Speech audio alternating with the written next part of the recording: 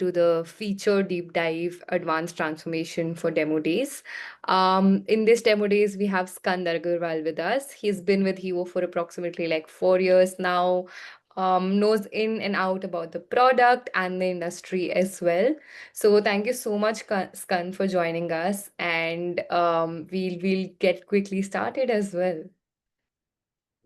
Awesome. Uh, Moving on to the agenda part of it, it's going to be fairly simple. We are going to try to understand what challenges that are there in the industry right now, how you can use Hevo to overcome those challenges. Then we'll go a little bit in depth in preload and postload transformations, what they mean for why to use them, and what's the use case that you all can solve.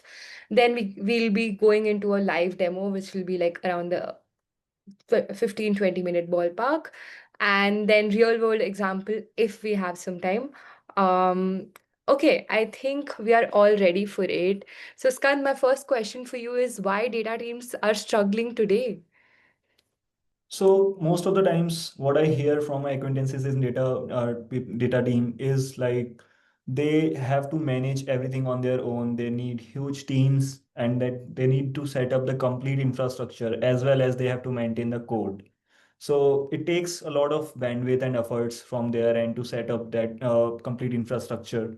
Now, the second part is even if they set that up, they'll need additional tools to handle all of those transformations and modeling, and then they need separate subscription for that as well. And then again, in case of growing companies, as companies scale, it becomes very hard to maintain all of that because again, you'll need to handle the infrastructure accordingly. You will need to handle the different growing needs of the data. For example, let's say in case there is some change in data at any day, you will have to completely handle all of the setup accordingly. So even if a new column gets added into some of the table, right? You'll need to handle all of the transformations, all code accordingly for that change. Awesome. Pretty much makes sense. And all the customers that we have been talking to have these recurrent complaints, long setup times, things are very fragile and brittle. And all of these problems come with like a lot of cost involved. So I think one more pointer here we have is that by the day our industry is moving towards consolidation, and we really need to think about the cost angle for all of these transformations, post-load transformations, and making sure that we are doing all of this in one place itself. So I think I have a very curious question. So I think this is the ideal case scenario for us, like building a pipeline in 15 minutes, transforming your data before and after, keeping all your logic in one place, and automating everything. This sounds like something that everybody is looking forward to. So how do you think Hevo can get us there, or how do you think industry is moving in this direction? Yeah, so that's where Hevo would come in. We are a no-code ETL or ELT platform as you would like to use it. We Using Hevo, you can build simple pipelines within like minutes. We connect to most databases, SaaS sources, as well as file-based sources. So we have like 150 plus connectors to offer to ingest your data from different sources.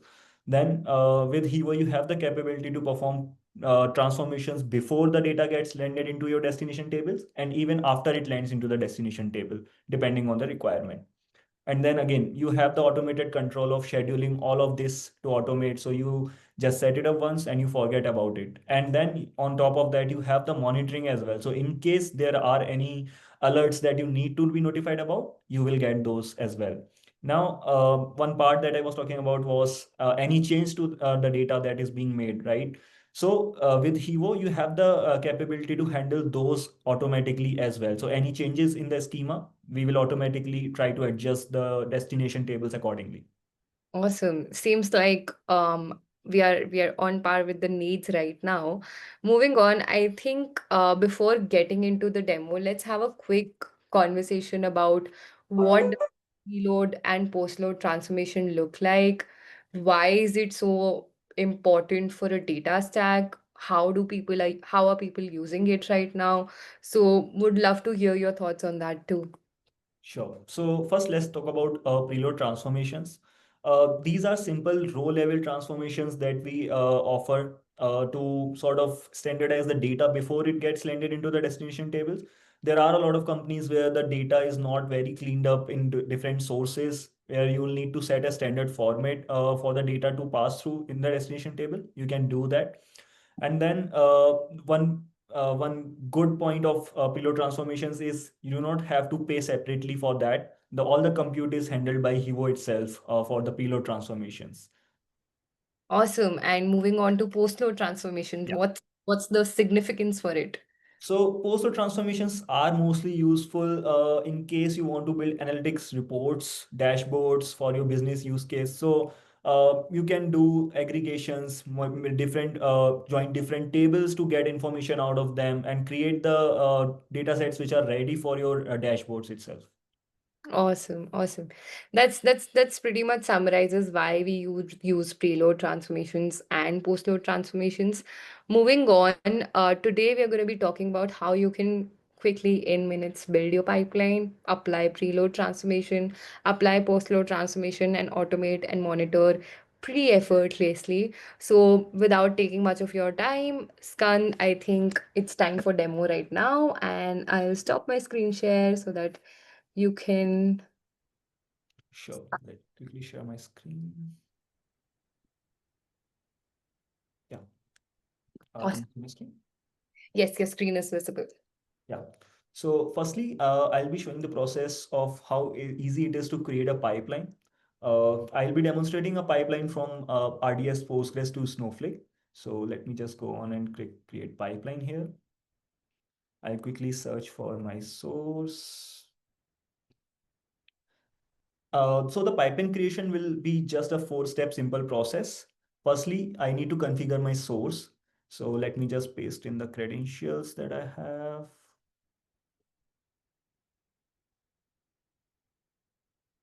Now I'll just put in my user and password there.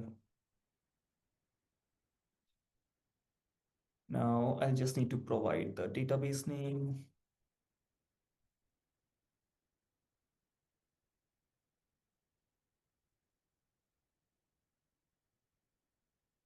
Now, once I have filled in my credentials to the source, I can just go to the next step. Now, these are all the tables that are present currently in my source database. So I can just simply go ahead and click continue to ingest all of them. The third step would be to configure a destination in this case. So I can use an existing destination if I've configured one, or I can go ahead and add a new destination and configure those destination accordingly, where I'll need to provide the credentials that I need to connect to. So right now I'll just use an existing Snowflake destination that I have. And then this is the final configuration page where there are some additional configurations. The ones I want to highlight is auto mapping, which we talked about. So this will automatically handle all the mappings initially between all the source table. It will create the destination tables based on the mappings that based on the schema that we get from the source, as well as any future changes to the schema that are being done to the source tables will be automatically handled. Next, I'll select a replication frequency for this and hit continue. And this is all about the pipeline creation process. In minutes, I've just triggered my pipeline here. It will just take a few seconds till it starts replicating the data. Now I'll jump into the preload transformations first. I've already created a similar pipeline for showing you that. And let me just open that one for now.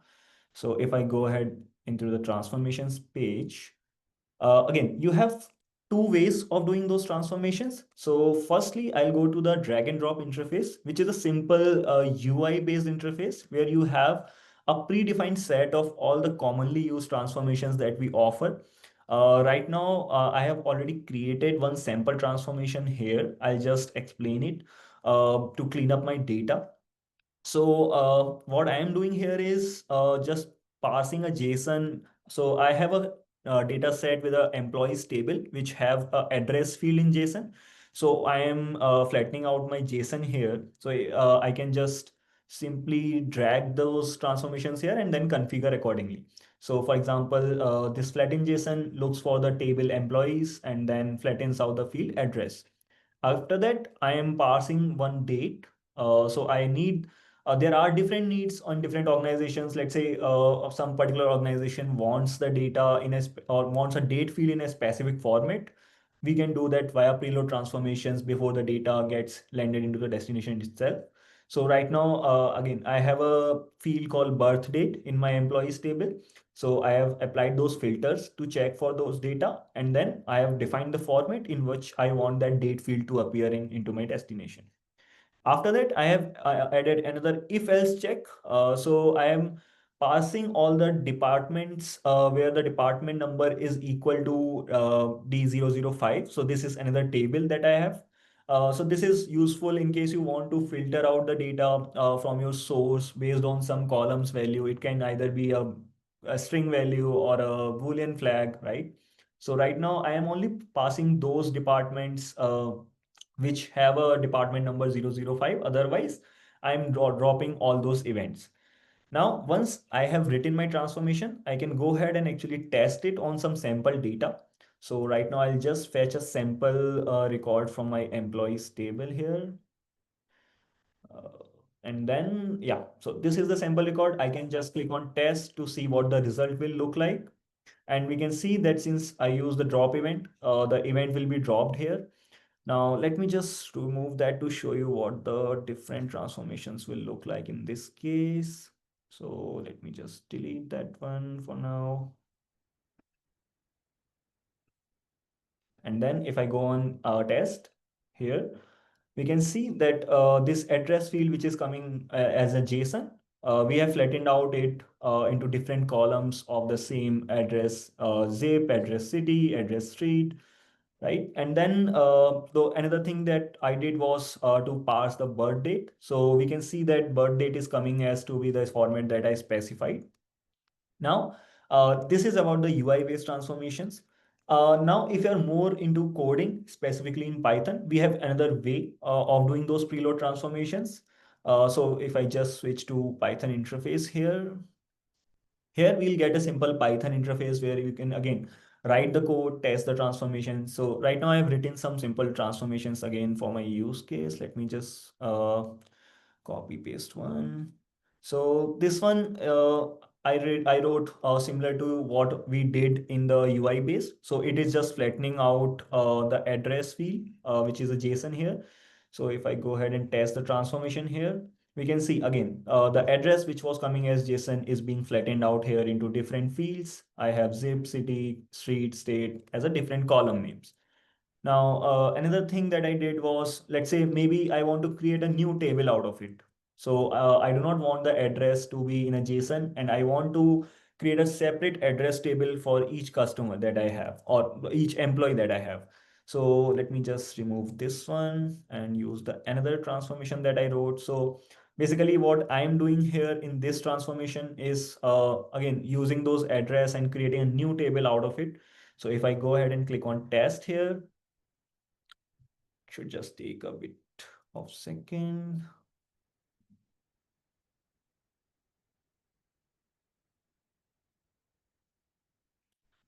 Okay, sorry. Let me just go ahead and click on another sample here. Yeah. So here we go. We can see that now I am creating two different records. One is the employees that we had actually from the source. And we can see that I have removed the address from this particular record. Instead, I am creating a new record in a different table address. I have those JSON fields as separate columns. And then for a reference key, I am also adding the actual employee number from my parent record to the child table that I'm creating, which is address. Now, again, I have written another transformation, which I'll just quickly show. So this one is again to filter out the departments and from a different table. So let me just go ahead and click on departments to fetch a sample for that one. Essentially, what I'm doing here is if the department is 005 department number or 006 department number, I am dropping those records. Otherwise, if the department number is 001, I'm adding an additional field, department name, based on my logic. So it's department 009. Let me just go ahead and test. It should return the sample as it is. Now let's go ahead and just change the department to department 5. So now if I test it, we can see since I skipped that, the event was removed and it will not be loaded into my destination. Now, on the other hand, let's say if I change this to department 001 and go ahead and test, you can see it passed, and we can see that the 001, yeah, department name is also getting added as I define in my transformation as the first department. So that's all about the preload transformations. Now I'll jump into the postload transformations. So we call those postload transformations feature as models. Let me just go ahead and click on models here. Now I have already created a few models for the data that actually got loaded from that pipeline into my destination tables. And let me just quickly go ahead. So again, before I jump into the models here, there are again two ways of doing those postload transformations, or essentially what we call as models. First is a SQL models, and then another is the DBT core integration that we offer. So here I have some SQL models that I created on the sample data that I loaded. Let me just go ahead and click on one of these here. Yeah. So now essentially I wrote this SQL query out of the tables that I loaded into the destination tables from that pipeline. Now what it does is it gives me the department wise headcount and average salary. So once I've written this query in the SQL interface that we offer, I can just go ahead and test the query. Now it should give me the output. Now, once I'm satisfied with the results that I'm getting from the query, I can actually go ahead and save it. Right now, I've already saved it and it's running. And then again, you can schedule these models automatically to run at a specific time intervals. So right now it's running every 24 hours. I can just go ahead and change this frequency to a predefined set of interval, or I can even provide custom time intervals, as well as I can provide it to be run at custom times in UTC time zone as well. Also, I can also schedule this model to run based on the pipeline load. So I can select a table in which, let's say, the data gets landed. After that, the model will detect that the data is loaded into the table, and then it will trigger the model based on that. So I can just go ahead and select any of the table that I want from the destination to run this model based upon. Right now, I'll just cancel it. Now I have written another few models which I'll quickly show. So this is just to calculate the tenure for every employee that we have. Simply I have written the SQL query and I'll just test it. And again, it's running. It's already saved. It's saving the output to a different table, which I can at any point use directly in my dashboards that I want to use. Now, another way of doing these post-load transformations is using the DBT core integration. So we also offer a connection with DBT core via GitHub. Let's say if you are using DBT core for your post-load transformation needs, you can simply go ahead and connect your DBT core via GitHub repositories. And then you can again schedule those models to be run at specific time intervals. You can schedule all of the models to run at once, or maybe you can also schedule individual specific models to be run at different time intervals as well. And then we have the activity logs for any changes that would be happening to those models, any activities that are performed by any team members in the account. You will get track of any changes that are being made. And then coming to the monitoring part of it, we also have alerts. So firstly, you will see the dashboard alerts itself. Now, if I go into the alert settings, we have different kinds of alerts based on what you are configuring, depending on pipeline alerts, destination alerts. Then you have the model status alerts as well. So there are again different channels that you can receive these alerts on. First is the dashboard itself, the account where you will see all the alerts coming in. Then we also offer integration with Slack as well as email. So in case you want to receive those alerts via email, you can just go ahead and write the email that you want to receive the alerts on, and then select the category of alerts that you want. Similarly, you can add an integration with Slack and receive those alerts via Slack integrations. So that is it from my end regarding the demo. Radhika, over to you.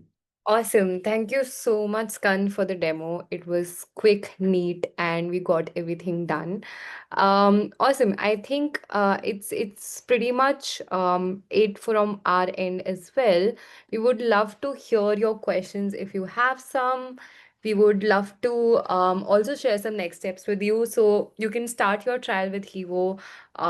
We will be sharing the link after this webinar, and you can also book like a personalized demo with Scan, and we will surely share some recordings and resources after this. We will always be in touch. Please feel free to put your questions in the chat bot, and we'll wait for a couple of minutes. We are also launching a poll just as a feedback. Let us know that you liked the session, and if we can add something more, we're always all ears for that. Thank you so much, Skan, for your time today. It was amazing. I think the quick four-step pipeline creation and going in depth with transformations that might have covered the agenda pretty well. I hope everybody also feels the same. Awesome. I think uh, we do not have any questions so far. So we can probably drop by. Thank you so much, Skan. Thank you so much, everybody who attended. Please feel free to ping us. We'll be happy to answer anything. All right. Thank you.